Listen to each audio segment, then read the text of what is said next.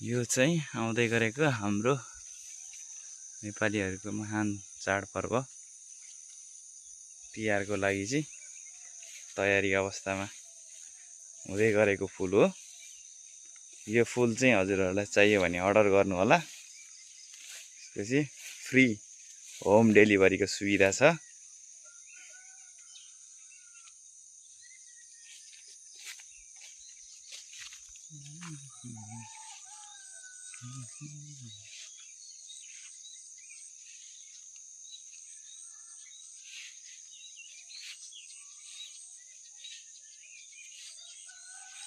माथिसम्म नै छ यस्तोगरी फुल तयारी अवस्थामा त्यही गरेको फुल हो यो।